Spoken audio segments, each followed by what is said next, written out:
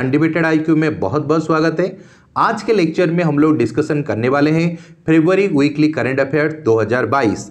आज के लेक्चर में हम लोग फरवरी 1 तारीख से लेके 7 तारीख के बीच में जितने भी सभी इंपॉर्टेंट क्वेश्चंस आए हुआ है उसी को हम लोग डिस्कशन करेंगे आज के लेक्चर में। लगभग 40 से भी ज़्यादा क्वेश्चंस है आज के लेक्चर में, उन सभी को टॉपिक वाइज डिस्कशन करने वाले हैं। जैसे कि आपका अपॉइंटमेंट हो गया, गवर्नमेंट स्कीम्स हो गया, important dates, banking and finance, national international events, arm force, sports, books and author, इन सभी टॉपिक को बारी बारी करके हम लोग डिस्कशन करने वाले हैं। तो आज के लेक्चर स्टार्ट करने से पहले मेरा नाम अशोक कुमार प्रधान। आप लोगों को अगर इस क्लास का पीडीएफ चाहिए तो यहाँ पर मैं अपना टेलीग्राम का लिंक दिया हुआ हूँ, वहाँ से आप लोग इसको डाउनलोड कर सकते हैं। इसके अलावा मेरे साथ अगर डेली क्विज में जुड़ना चाहते हैं तो यहाँ पर और एक टेलीग्राम का लिंक मैं दिया हुआ हूँ, तो वहाँ पर हम लोग डेली कुछ कुछ क्वेश्चंस डालते हैं, तो वहाँ पर भी आप लोग मेरे साथ जुड़ सकते हैं। तो चलिए आज का लेक्चर स्टार्ट करते हैं। तो पहला जो टॉपिक है वो है अपॉइंटमेंट्स।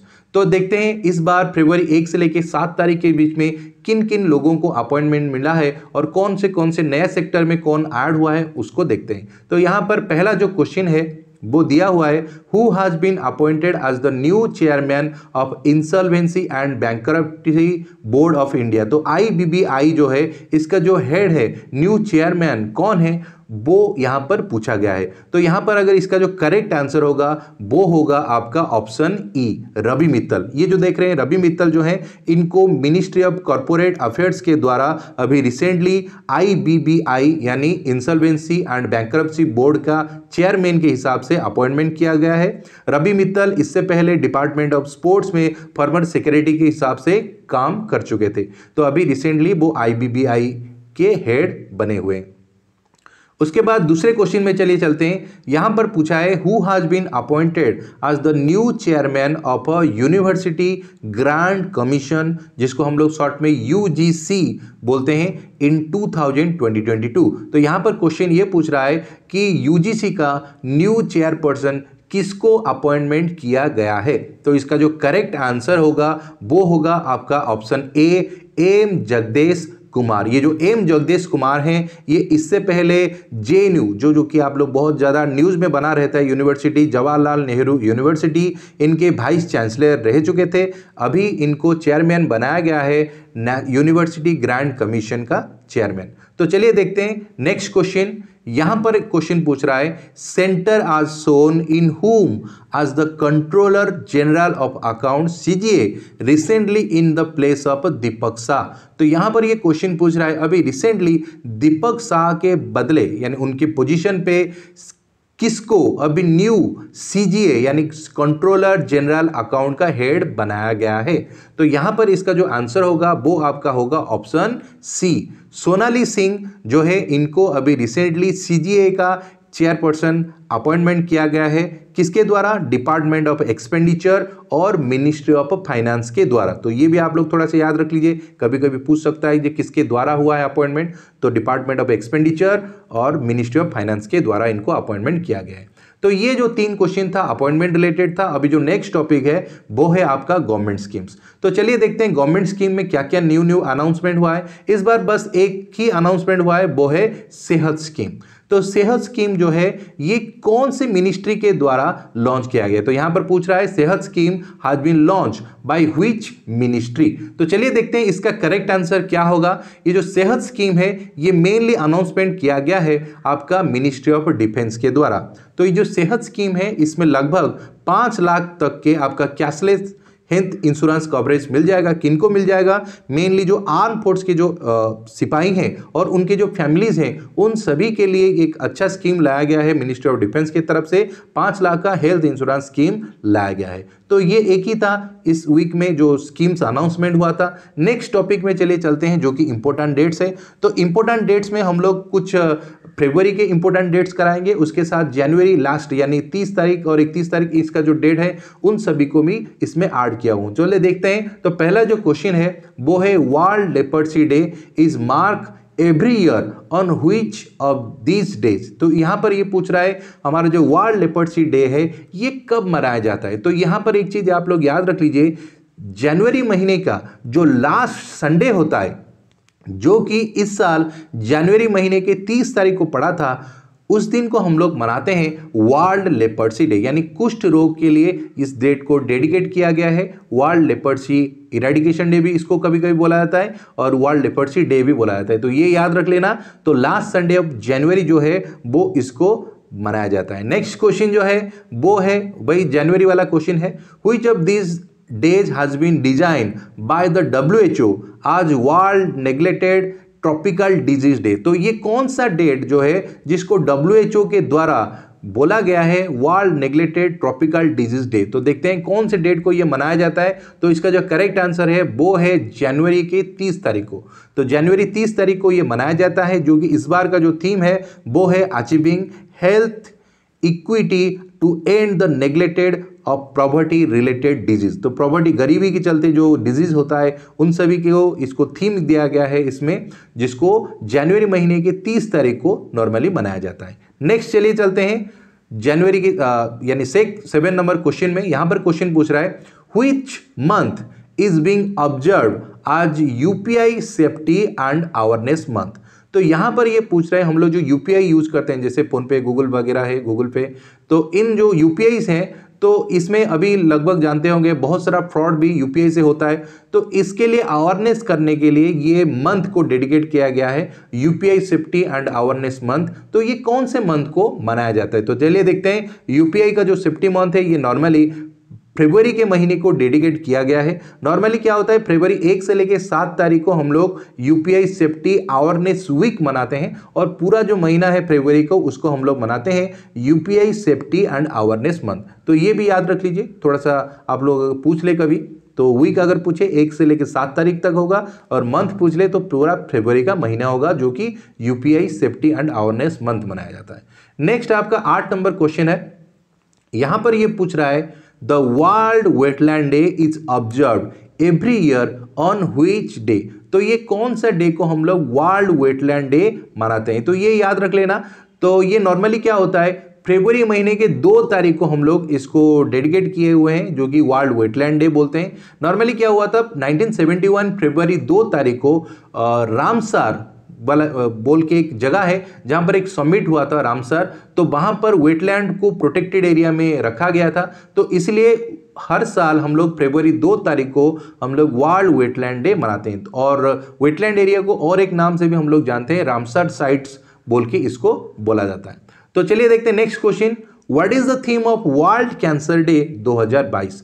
तो 2022 में कैंसर डे का थीम क्या था? तो कैंसर डे का थीम बोलने से पहले मैं ये बता देता हूं कि वर्ल्ड कैंसर डे कब मनाया जाता है। ये नॉर्मली फरवरी महीने के 4 तारीख को हम लोग मनाते हैं वर्ल्ड कैंसर डे। तो यहां पर इसका जो थीम है वो होगा आपका option E, close the gap.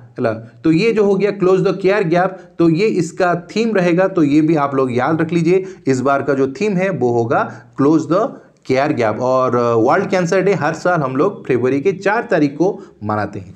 Next हो गया आपका बैंकिंग एंड फाइनेंस। तो इतना था आपका इंपॉर्टेंट डेट्स वाला क्वेश्चंस। उसके बाद बैंकिंग एंड फाइनेंस रिलेटेड जो क्वेश्चंस है वो लोग चले देखते हैं। तो पहला जो क्वेश्चन है वो है पॉप्स।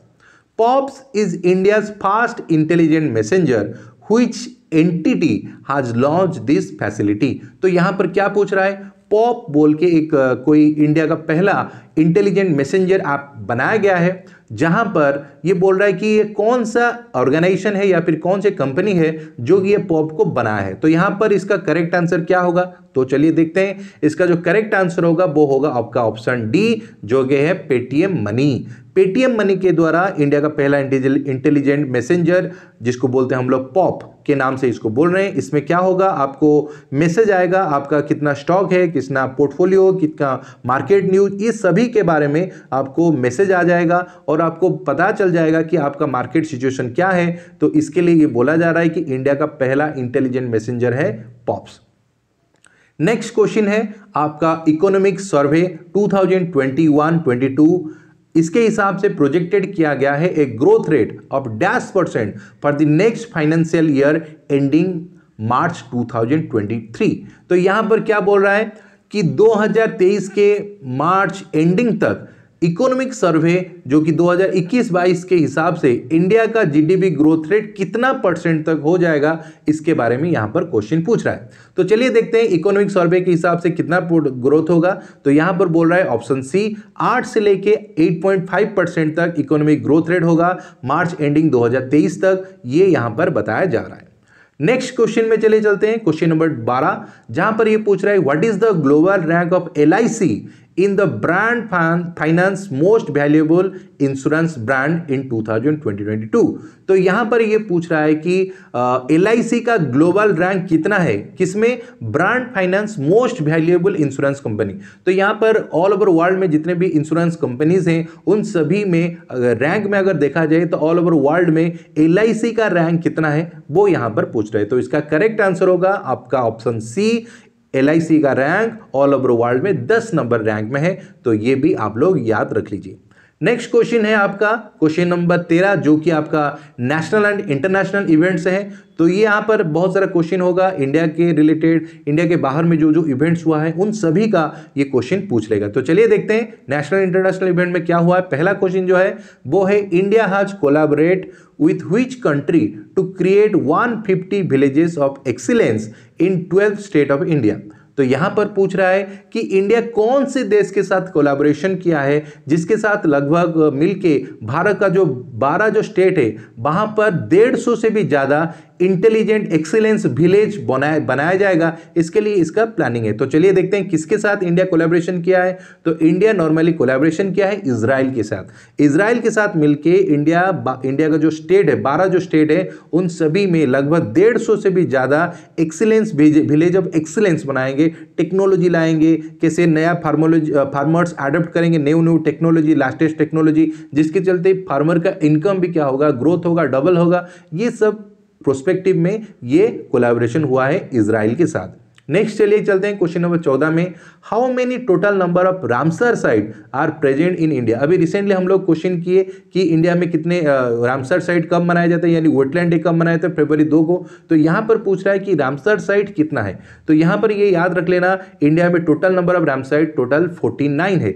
पहले 47 था, अभी रिसेंटली 2 न्यू ऐड हो गए हैं। खिजाडिया बर्ड सेंचुरी जो कि आपका जामनगर गुजरात में है, उसके बाद भकीरा वाइल्ड लाइफ सेंचुरी जो कि उत्तर प्रदेश में है। ये दोनों ऐड होने के बाद इंडिया में टोटल 49 रामसर साइट बन गया है। तो ये भी याद रख लेना। और कभी कभी क्वेश्चन पूछ लेगा इंडिया का पहला रामसर साइट कौन सा था, तो वो भी याद रख लेना, वो था चिलिका। तो ये भी वेरी इंपॉर्टेंट क्वेश्चन है, इसको याद रख लेना। उसके बाद और एक क्वेश्चन दिया है, FICCI has partner with which company to support 5 lakh women lead small business across India. तो यहां पर ये पूछ रहा है FCCI किसके साथ पार्टनरशिप बना के इंडिया के जो 5 लाख से भी ज्यादा वुमेन है जो कि स्मॉल बिजनेस कर रहे हैं उन सभी को डेवलपमेंट करने के लिए यानी उनको ग्रोथ करने के लिए किसके साथ FCCI पार्टनरशिप किया हुआ है। तो इसका जो करेक्ट आंसर होगा वो होगा मेटा। मेटा एक सोशल मीडिया जायंट है, एक कंपनी है जो कि FCCI के साथ मिलके इंडिया के जो 5 लाख से भी ज़्यादा वुमेन लीड स्मॉल बिजनेस है उनको ग्रोथ कराएगा। और यहाँ पर वो एक मोटिव लेके चल रहे हैं जिसको बोल रहे हैं वो लोग #C मीन्स बिजनेस प्रोग्राम। तो ये जो है इसमें उनका जो ग्रोथ होगा और 50% इंसेंटिव और भी बढ़ जाएगा वुमेन लोगों को। तो ये यहाँ पर इनका ऑब्जेक्टिव है। नेक्स्ट क्वेश्चन है क्वेश्चन नंबर 16, यहां पर पूछ रहा है which state has top India's fast list in the number of MSME owned by entrepreneur from the schedule caste. तो ये क्वेश्चन क्या पूछ रहा है कि इंडिया का कौन सा ऐसा स्टेट है जहां पर सबसे ज्यादा शेड्यूल कास्ट का अगर बोला जाए तो MSME यानी small and medium scale enterprise सबसे ज्यादा कौन से स्टेट में शेड्यूल कास्ट का है। तो यहां पर टॉप पोजीशन में कौन है। तो यहां पर करेक्ट आपका आंसर होगा महाराष्ट्र। महाराष्ट्र में अगर देखा जाए लगभग 96,805 यानी 96,805 इंटरप्राइज ऐसे हैं जो कि आपका शेड्यूल कास्ट के द्वारा बनाया गया है। तो इसलिए ये महाराष्ट्र जो गवर्नमेंट है वो टॉप पोजीशन में है शेड्यूल कास्ट के द्वारा MSME बनाने में। तो उनको ज़्यादा से ज़्यादा फैसिलिटीज़ दिया जा रहा है जिसके चलते वो लोग आगे ग्रोथ कर पा रहे हैं। नेक्स्ट क्वेश्चन नंबर 17, यहां पर पूछ रहा है Xiomara Castro sworn in as the first women president of which of the following country. तो कौन से देश की न्यू या फिर पहले वोमेन प्रेसिडेंट बनी है जिनका नाम है जियोमारा कास्टो। तो चलिए देखते हैं जियोमारा कास्टो कौन है। तो इसका जो करेक्ट आंसर होगा वो होगा आपका ऑप्शन ए, है। तो ऑप्शन ए है होंडुरास। तो होंडुरास में ये जो लेफ्टिस्ट नेता थी जिनका नाम है जियोमारा कास्टो, ये उनकी पहली वोमेन प्रेसिडेंट बनी है। तो ये भी याद रख लीजिए, तो वेरी इंपॉर्टेंट है। तो पहली वोमेन प्रेसिडेंट कौन है होंडुरास का, तो उसका नाम है जियोमी कास्टो। उसके बाद नेक्स्ट क्वेश्चन में चले चलते हैं। Question number 18, geological survey of India GSI has approved the setting of India's first geological park on the bank of Narmada river in which state. तो यहां पर ये पूछ रहा है GSI कौन से स्टेट में, यानी कहां पर अप्रूवल दिया है कि इंडिया का पहला जियोग्राफिकल पार्क बनेगा और वो भी नर्मदा नदी के किनारे। तो वो कौन से स्टेट में वो जियोग्राफिकल पार्क बनाया जाएगा, तो यहां पर ये क्वेश्चन पूछ रहे हैं। तो इसका जो करेक्ट आंसर होगा वो होगा ऑप्शन डी, मध्य प्रदेश। मध्य प्रदेश में मेनली लामहेता विलेज नाम का एक विलेज है, लामहेता। तो वहां पर नर्मदा नदी के किनारे पर ये क्या होगा ना, बनाया जाएगा ये जो आपका इंडिया का पहला जियोलॉजिकल पार्क है, वो वहां पर बनाया जाएगा। जबलपुर के आसपास वो है मध्य प्रदेश का, तो वहां पर ही ये पार्क बनाया जाएगा, इंडिया का पहला जियोलॉजिकल पार्क। तो ये वेरी इंपॉर्टेंट है, इसको याद रख लेना। Question number 19, name of the election mascot unveiled by the chief electoral officers office of Punjab recently. तो अभी आप लोग जानते होंगे रिसेंटली पंजाब में इलेक्शन होने वाला है। तो पंजाब जो इलेक्शन है उसका जो मैस्कॉट है वो किसको किया गया, यानी कौन है, यानी क्या नाम है जो मैस्कॉट अभी रिसेंटली इलेक्शन कमीशन के द्वारा पंजाब का उसको लॉन्च किया गया, उसका नाम क्या है वो यहाँ पर पूछ रहा है। तो इसका आंसर होगा ऑप्शन सी, सेरा। यहाँ पर जो पिक्चर देख रहे हैं सेरा का, तो ये जो है उनका जो इलेक्शन है तो वहां पर इसको मैस्कॉट के हिसाब से इसको लागू किया गया। तो चलिए देखते हैं क्वेश्चन नंबर 20 को। क्वेश्चन नंबर 20 में यहां पर दिया है which country was largest trading partner of India 2021। तो 2021 में इंडिया का सबसे बड़ा लार्जेस्ट ट्रेडिंग पार्टनर कौन बना था, तो वो यहां पर क्वेश्चन पूछ रहे हैं। तो सबसे बड़ा अगर बोला जाए तो इंडिया का जो ट्रेडिंग पार्टनर है वो होगा आपका यूएसए के साथ इंडिया लगभग 112.3 बिलियन डॉलर का आपका ट्रेडिंग किया है। इसके बाद अगर 2 नंबर में कोई है वो है आपका चाइना, लगभग 110.4 बिलियन डॉलर का ट्रांजैक्शन यहां पर इंडिया और चाइना के बीच में भी हुआ है। मगर सबसे ज्यादा हमारा हुआ है इंडिया और रशिया के बीच में हुआ है, इंडिया और यूएस के बीच में हुआ है। तो ये आप लोग याद रख लीजिए। Question number 21, which country is celebrating year 2022 as the year of tiger. तो 2022 को कौन सा देश है वो जो कि ईयर ऑफ टाइगर के नाम पे वो मना रहा है। तो यहां पर करेक्ट आंसर होगा आपका चाइना। तो चाइना जो है वो इस साल 2022 को अपना क्या मना रहा है, द ईयर ऑफ टाइगर के नाम से इसको डेडिकेट किया है। तो ये भी याद रख लीजिए कौन सा देश है, वो है China. Next question, the Indian state dash recorded the lowest unemployment rate in January 2022। तो यहां पर ये पूछ रहा है कि इंडिया का सबसे कौन सा वो स्टेट है जहां पे सबसे ज्यादा नहीं सबसे कम बेरोजगारी है। तो अगर यहां पर अनएम्प्लॉयमेंट के बाद बोला जाए, जो कि बहुत बड़ा मुद्दा है अभी, तो अनएम्प्लॉयमेंट सबसे कम कहां पर है, तो यहां पर इसका करेक्ट आंसर होगा आपका ऑप्शन डी, तेलंगाना। तो इंडिया के सबसे कम अगर बोला जाए अनएम्प्लॉयमेंट लगभग 0.7% यहां पर दिया हुआ है अनएम्प्लॉयमेंट रेट है तेलंगाना में, जबकि सबसे ज्यादा अगर अनएम्प्लॉयमेंट बोला जाए तो वो है आपका हरियाणा। तो हरियाणा में सबसे ज्यादा अनएम्प्लॉयमेंट रेट है लगभग 23.4%, जबकि तेलंगाना में सबसे कम आपका अनएम्प्लॉयमेंट रेट दिया हुआ है। नेक्स्ट है आपका आर्म फोर्स के रिलेटेड। यहां पर आर्म फोर्स में एक ही क्वेश्चन है जो कि आपका आर्म फोर्स में है। तो चलिए देखते हैं वो क्वेश्चन क्या है। Which country recently tested fire its immediate range ballistic missile Hwasong 12। तो ये होस्वांग 12 जो है इसको कौन से देश के द्वारा लॉन्च किया गया है वो चलिए देखते हैं। तो इसका जो करेक्ट आंसर होगा वो होगा आपका ऑप्शन डी।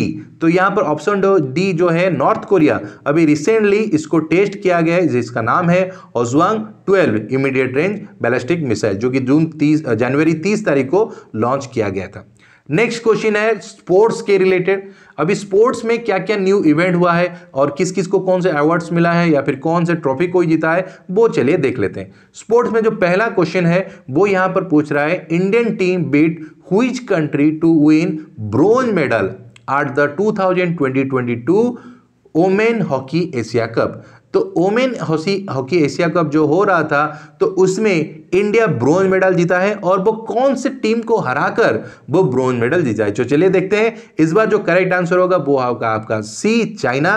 तो इंडिया चाइना को 2-0 से हराकर इस बार ब्रोंज मेडल जीता है, तो यहां पर इसका आंसर होगा। Next question number 25, which player has won main single title at Australian Opens 2022। तो यहां पर इस बार कौन है जो कि मेन सिंगल टाइटल जीता है ऑस्ट्रेलियन ओपन्स का। तो इसका जो करेक्ट आंसर होगा वो होगा आपका ऑप्शन ई, राफेल नाडाल। तो राफेल नाडाल जो था वो डेनियल मेडवेडेव जो कि रशिया के जो प्लेयर हैं उनको 2-6, 6-7, 6-4, 6-4, 7-5 से हराकर अभी ये जीत गए हैं men single title Australian open 2022। Next question चलिए चलते हैं, क्वेश्चन नंबर 26, ये हॉकी की रिलेटेड है। Which team has won 2022 women pan American cup field hockey tournament. तो कौन सा वो टीम है जो कि 2022 में women pan American cup field hockey tournament को जीत गया है। तो यहां पर करेक्ट आंसर होगा इसका ऑप्शन सी, अर्जेंटीना। तो अर्जेंटीना जो है वो इस बार जीत गया है इस ट्रॉफी को, चिली को हरा के, चिली को 4-2 से हराकर वो ये टाइटल अपने नाम कर चुका है। क्वेश्चन नंबर 27 को आइए, यहां पर जो है वो भी ऑस्ट्रेलियन ओपन्स के रिलेटेड है मगर यहां पर ओमेन सिंगल है। तो who won 2022 Australian open women single title. Men में राफेल नाडाल जीते थे, ओमेन में कौन जीता है चलिए देखते हैं। इसका जो करेक्ट आंसर होगा वो होगा आपका ऑप्शन बी, एशले बार्टी। तो ये जो है ऑस्ट्रेलियन प्लेयर है, ये इस बार क्या किया है ना, इस बार जीत गई है Australian open women single title. तो ये भी याद रख लीजिए, वेरी इंपॉर्टेंट क्वेश्चन आएगा, ये सब क्वेश्चन पूछ लेता है। तो उसके बाद नेक्स्ट में चलिए चलते हैं, क्वेश्चन नंबर 28, यहां पर बैडमिंटन रिलेटेड क्वेश्चन है।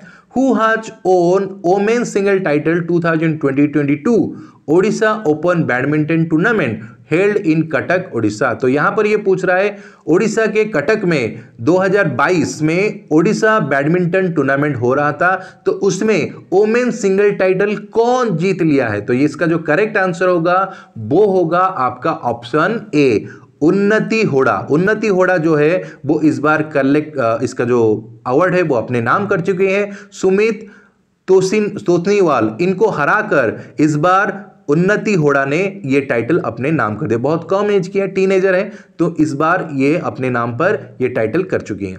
नेक्स्ट क्वेश्चन जो है वो है आपका 29, वो है world athletic year of the year award का। तो चलिए देखते हैं, name the winner of world game athlete of the year award 2021। ये बहुत बड़ा अवार्ड होता है स्पोर्ट्स फील्ड में, तो इंटरनेशनल अवार्ड है।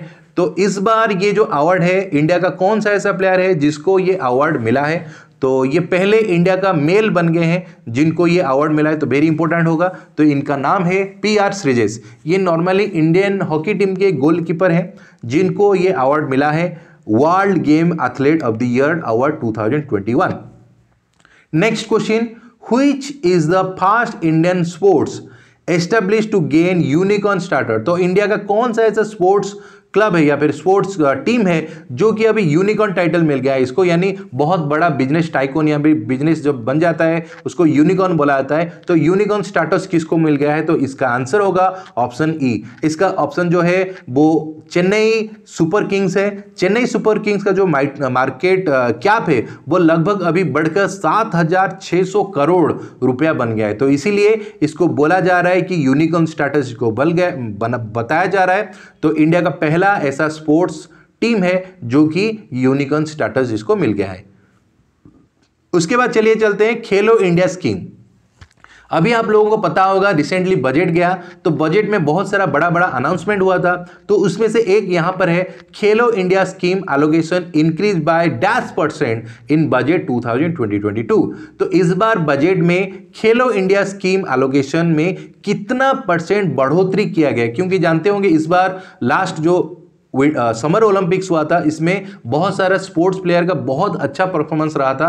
तो उसके मद्देनजर रखते हुए इस बार गवर्नमेंट खेल के स्पीड में बहुत बड़ा इंक्रीमेंट किया है। तो लगभग कितने परसेंट का इंक्रीमेंट हुआ है बजट फंड में, तो वो देखते हैं खेलो इंडिया फंड में। तो इसका जो करेक्ट आंसर है वो होगा आपका ऑप्शन ई, लगभग 48% का इंप्रूवमेंट हुआ। लास्ट ईयर जितना हुआ था उससे ज्यादा 48% का इंक्रीमेंट इस साल खेलो इंडिया स्कीम में देखने के लिए मिल जा रहा है। नेक्स्ट चलिए चलते हैं, who has name the winner of international cricket council spirit of the cricket award 2021।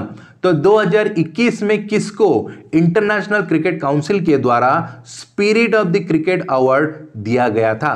तो इसका जो करेक्ट आंसर होगा वो होगा आपका न्यूजीलैंड के player option B Daryl Mitchell. तो डैरियल मिचेल जो है वो वर्ल्ड कप का जो सेमीफाइनल चल रहा था तो उसमें एक सिंगल रन जो था उसको वो ना कर दिए थे, जो कि एक स्पोर्ट्स स्पिरिट दिखा रहा था। तो इसके चलते उनको बोला गया कि दिया गया है इस बार इंटरनेशनल क्रिकेट काउंसिल की तरफ से spirit of the cricket award 2021 को। तो ये याद रख लीजिए, तो वेरी इंपॉर्टेंट होएगा। तो इसके बाद और एक क्वेश्चन में चलते हैं 33 who has been nominated for the prestigious 2022 Laureus world breakthrough of the year award. तो चलिए देखते हैं ये जो बड़ा इतना बड़ा नाम आप लोगों को है तो ये कौन जीता है इस अवार्ड को? तो वेरी फेमस प्लेयर जिनका नाम है नीरज चोपड़ा, जो कि इस बार आप लोग जानते होंगे ओलंपिक्स में जैवलिन में गोल्ड मेडल जीता हुआ था। तो नीरज चोपड़ा जो है इस बार जीत लिए हैं Laureus world breakthrough of the year award, अपने नाम पर भी कर लिया है। इसके अलावा नीरज चोपड़ा को इस बार आप लोगों को पद्मश्री अवार्ड से भी सम्मानित किया गया है। उसके अलावा इनको इस साल 2021 में भी आप लोग याद रख लीजिए उनको खेल रत्न अवार्ड के खेल रत्न अवार्ड जो कि स्पोर्ट्स फील्ड में सबसे बड़ा अवार्ड होता है उससे भी उसको नवाजा गया है। तो चलिए ये सब चीज याद रख लीजिए, वेरी इंपॉर्टेंट है अर्जुन आप लोगों के नीरज चोपड़ा के रिलेटेड, तो ये भी आप लोग याद रख लीजिए। नेक्स्ट क्वेश्चन है 34, यहां पर पूछ रहा है the 2022 winter Olympics is being held in Beijing, what is the official slogan of the event? तो ये जो 2022 में विंटर ओलंपिक्स होने वाला है बीजिंग में, उसका जो ऑफिशियल स्लोगन है वो क्या है? तो यहां पर ये याद रख लेना, इसका जो ऑफिशियल स्लोगन है वो होगा आपका C together for shared future. Very important है ये, इस तरह का क्वेश्चन बहुत सारा एग्जाम में पूछ लेता है तो इसको भी याद रख लेना। तो बीजिंग ओलंपिक्स जो है उसका जो स्लोगन है इस बार का टुगेदर फॉर शेयर फ्यूचर रखा गया है। नेक्स्ट क्वेश्चन है आरिफ खान जो कि पहले भारतीय बन गए। तो देखिए क्वेश्चन क्या पूछ रहा है, Arif Khan who is loan Indian athletes to attend the opening ceremony 2022 Winter Olympics is qualified for which Olympic sports? तो चलिए देखते हैं आरिफ खान जो कि इंडिया का एथलेटिक्स है अटेंड कर रहे हैं opening ceremony 2022 winter Olympics is qualified पर किसके लिए? हमारा जो विंटर ओलंपिक्स होने वाला है ये इसमें पार्टिसिपेट करेंगे। तो यहां पर ये क्वेश्चन पूछ रहा है Arif Khan related to which sports, यानी ओलंपिक्स में खेलेंगे मगर ये कौन से स्पोर्ट्स से खेलेंगे तो वो देखते हैं। तो इसका जो करेक्ट आंसर होगा वो होगा स्कीइंग। तो स्कीइंग जो है वो बर्फ में खेला जाने वाला एक स्पोर्ट्स है जिसमें ये इनका जो घर है वो है जम्मू कश्मीर, इंडिया का जम्मू कश्मीर से बिलोंग करते हैं। इस बार आरिफ खान इसमें नॉमिनेटेड हुए हैं इस खेल के लिए भारत की तरफ से। नेक्स्ट है who was the first Indian woman to compete at Winter Olympics? तो विंटर ओलंपिक्स जो हो रहा है या फिर होने हुआ था विंटर ओलंपिक्स, तो सबसे पहले कौन से भारतीय वुमेन है जो कि भारत के तरफ से विंटर ओलंपिक्स में पार्टिसिपेट किए थे? ये है आपका करेक्ट आंसर होगा ऑप्शन ए शैलजा कुमार। 1988 यानी 1988 में ये भारत की तरफ से पार्टिसिपेट किए थे विंटर ओलंपिक्स में। तो ये पहली भारतीय महिला बन गई थी जो कि विंटर ओलंपिक्स में इंडिया की तरफ से पार्टिसिपेट किया था। नेक्स्ट 37 में चलिए चलते हैं, which country own ICC under 19 world cup 2022? Very important question है। यहां पर यह क्वेश्चन पूछ रहा है कि 2022 में जो हो रहा था अंडर 19 वर्ल्ड कप, इसके विजेता कौन है? तो इसका करेक्ट आंसर होगा आपका इंडिया। तो इंडिया इस बार को लेके लगभग 5 बार टोटल हो गया जो कि अंडर 19 वर्ल्ड कप जीत चुका है, अपने नाम कर चुका है। इस बार इंडिया इंग्लैंड को हराकर इस बार आईसीसी अंडर 19 वर्ल्ड कप अपने नाम कर लिया है। नेक्स्ट क्वेश्चन चलते हैं, Who has been named captain of Ahmedabad IPL team? अभी जानते होंगे आईपीएल का ऑक्शन चल रहा था और नया टीम एक बना है जिसका नाम अहमदाबाद आईपीएल टीम है। तो इसके जो न्यू कैप्टन किनको चूज किया गया है, तो यहाँ पर क्वेश्चन होगा आंसर हार्दिक पांड्या। तो हार्दिक पांड्या अभी बन गए हैं अहमदाबाद आईपीएल टीम के कैप्टन। ये जो अहमदाबाद में किस किस को लिया गया है, रशीद खान को भी लिया गया है, शुभमंगल गिल, इन सभी को इसमें ऑक्शन करके ले गया है। Next question 39। अभी चलिए बुक्स एंड ऑथर के रिलेटेड कुछ क्वेश्चंस है जो कि बहुत इंपॉर्टेंट रहता है, हर बार एग्जाम में पूछ लेता है बुक्स एंड ऑथर से, वो चलिए देखते हैं। बुक्स एंड ऑथर का पहला जो क्वेश्चन है, who is the author of the book fearless governance. Very important question. Fearless governance book का जो ऑथर है वो है आपकी किरण बेदी, पहली वुमेन आईपीएस ऑफिसर। ये भी याद रख लीजिए, किरण बेदी, इनके बारे में एक बुक लिखा है फियरलेस गवर्नेंस। नेक्स्ट क्वेश्चन है, Who among the following is the author of the book titled operation खात्मा। ऑपरेशन खात्मा का ऑथर कौन है, यहां पर दिया गया, इसका जो करेक्ट आंसर होगा वो होगा ऑप्शन ई आरसी गंजो एवं ऑप्शन बी अश्विन भटनागर। ये दोनों जो है एक रिपोर्टर है, ये जो अपने लाइफ में जो देखा हुआ है इंसिडेंट्स, इन सभी को एक बुक में लिखा गया है जिसका नाम उन्होंने रखा है ऑपरेशन खात्मा। वेरी इंपॉर्टेंट बुक्स है, हमारे जो आर्म फोर्स के जवान हैं उन सभी के ऊपर ये लिखा गया है। Question number 41, who is the author of the India's first ever session title book, जिसका नाम है the class of 2006 sink peak into the misadvantage of great Indian engineer life. तो इंजीनियरिंग लाइफ के ऊपर लिखा गया है, 2006 की जो क्लासमेट है उन सभी को बेस करके एक बुक्स लिखा गया है इंजीनियरिंग लाइफ के बारे में। तो इसका जो राइटर है उनका नाम क्या गया है, तो यहां पर देखते हैं। तो इसका जो करेक्ट आंसर होगा वो होगा ऑप्शन ई आकाश कंसवाल। तो ये जो है ये किताब लिखे हैं जिस पर इंजीनियरिंग लाइफ के ऊपर ये किताब लिखा गया है। 42 में चलते हैं, who is the author of the trilogy book series, जिसका नाम है India that is Bharat, coloniality, civilization, constitution.